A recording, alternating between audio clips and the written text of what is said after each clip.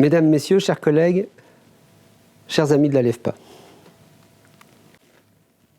Ce matin dans Le Monde, Edgar Morin passait une tribune dans laquelle il disait que nous vivions une polycrise écologique, économique, politique, voire civilisationnelle, et que le remède à cette crise porte en 3 mots: la fraternité, la vie et l'amour. Le monde est en crise, on le sait, et Albert Camus disait que chaque génération croit qu'elle va changer le monde, que la sienne a bien compris qu'elle ne le ferait pas, et qu'elle a peut-être une tâche plus grande, c'est d'éviter qu'il ne se défasse.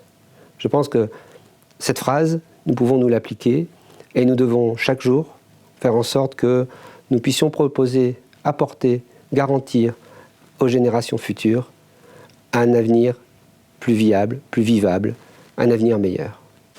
2023 a été pour la LEFPA une année intense. C'est durant cette année que nous avons passé le seuil symbolique des 4000 collaborateurs qui accompagnent sur 22 départements près de 20 000 personnes dans différents métiers. Nous avons enrichi notre association avec l'arrivée parmi nous de l'activité Corbeille d'Or à La Réunion, qui consiste à de l'aide à domicile, 622 collaborateurs, 622 nouveaux collègues que je salue ici, mais aussi l'Arpeda, qui était une association qui travaille sur la prise en charge des personnes déficientes auditives, et dans le secteur de la personne âgée, 2 associations intervenant sur des résidences autonomie, la APA dans la Marne et la résidence autonomie de Croix, pour laquelle la mairie nous a confié la gestion. L'objectif de la LEFPA n'est pas d'être la plus grosse association. Nous considérons qu'il n'y a aucun intérêt à être le plus gros au singulier, mais qu'il vaut mieux être plus fort au pluriel. Tout cela pour renforcer l'expérience commune avec un seul objectif qui est d'accompagner chacun dans son projet. Voilà la signature de la LEFPA. C'est à la fois sa signature et son ambition. C'est accompagner les plus fragiles, fragiles ou fragilisés, cela peut être temporaire, à tous les âges de la vie. Et l'ensemble de nos actions, l'ensemble de nos dispositifs sont tournés vers cela. C'est ainsi, par exemple, que nous travaillons avec le Centre français de l'appui à la demande. C'est aussi dans ce cadre-là que nous avons développé des communautés 360 auxquelles nous participons, que nous animons dans différents territoires. Tout cela porte sur une évolution des métiers. Les métiers de l'humain sont aujourd'hui en pleine transformation. Et cette évolution des métiers n'en est qu'à son début. Déjà dans le rapport Piveteau en 2014, il était indiqué que le sens de l'évolution va vers une individualisation des réponses apportées et surtout un devoir collectif de permettre un parcours de vie sans rupture pour les personnes en situation de handicap et leurs proches. Cette disposition pour les personnes vivant avec un handicap s'applique également aux personnes dont la fragilité, dont la vulnérabilité a une autre cause.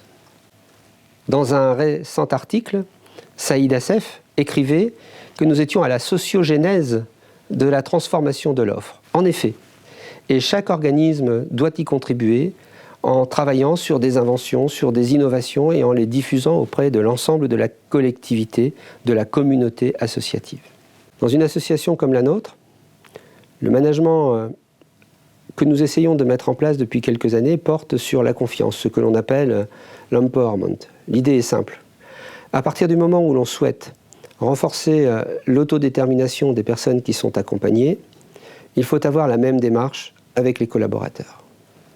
C'est ça un peu l'idée que nous avons, c'est de fonctionner avec la confiance et de faire en sorte que le collaborateur, quand il est seul sur le terrain, il sait exactement ce qu'il a à faire. Et donc nous faisons confiance à l'ensemble de nos collaborateurs. Pour que l'avenir soit meilleur, nous avons encouragé et nous encourageons au sein de la LEFPA une démarche écologique et vertueuse qui permettra donc à notre association d'améliorer son bilan carbone et de favoriser l'écologie au sein de nos établissements. Nous avons développé sur un certain nombre de territoires des projets agricoles qui permettent d'auto-alimenter nos cuisines centrales. Et c'est un projet qui s'appelle De la terre à la terre. Et puisque nous semons, nous plantons, nous récoltons, nous transformons, nous utilisons et nous récupérons les déchets alimentaires pour refaire du compost et repartir à la terre. C'est un dispositif vertueux qui est déjà engagé à La Réunion et qui va bientôt être engagé dans certains territoires métropolitains. 2024, il n'aura échappé à personne que c'est l'année olympique et que c'est en plus l'année olympique en France, à Paris. Donc c'est véritablement l'année où le sport doit être à l'honneur. Il faut savoir qu'à l'ALEFPA, il est à l'honneur depuis la création de l'association, avec un certain nombre d'événements qui sont portés, parce que nous pensons, nous sommes convaincus, nous soutenons que par le sport, on peut inclure beaucoup plus facilement les personnes qui sont fragilisées ou qui sont en difficulté. Le sport est un facteur d'intégration, est un facteur d'inclusion extraordinaire. Nous avons développé différents événements, 3 événements nationaux principaux. Les Alefpiades, qui se déroulent traditionnellement depuis plus de 40 ans en juin et qui accueillent un peu plus de 300 jeunes et adultes pour pratiquer des activités physiques et sportives. Le Fata Raid solidaire, qui est un raid cycliste, qui fait rouler une centaine de jeunes et d'adultes sur différents territoires et découvrir à chaque fois une nouvelle région. Et enfin, le Trail Alefpa, qui se déroule dans le Limousin, chaque 3e week-end de septembre et qui a accueilli l'année dernière 1500 personnes. Je crois qu'avec tous ces événements, plus les appels à projets activités physiques et sportives que nous réalisons chaque année, qui permettent de mettre en valeur une activité pour des jeunes, pour des adultes et pour des collaborateurs, l'ALEFPA est véritablement une association sportive.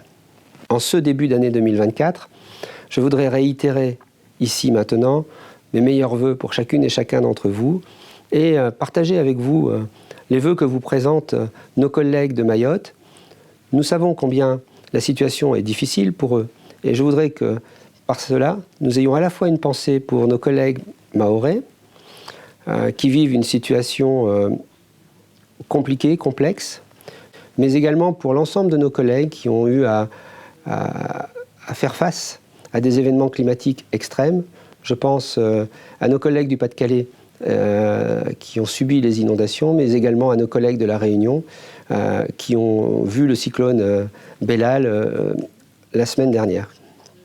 Je voudrais leur dire que nous sommes tous avec eux et que l'ALEFPA est une seule, quelles que soient les difficultés que nous avons à surmonter, nous les surmontons ensemble. Je nous souhaite une bonne année 2024, qu'elle soit engagée et transformative. On vous souhaite une bonne année. Et comme on dit chez nous, Mahwema. Bonjour à tous, je suis Henri Bédia, administrateur délégué de l'ALEFPA ici à Mayotte, et au nom de toute l'équipe de l'ALEFPA sur l'île aux parfums, nous vous souhaitons une très belle année 2024. Une année synonyme de détermination, couronnée de succès et surtout saupoudrée de passion. Comme on dit ici chez nous à Mayotte, Mwaha Mwema. Très belle année à vous.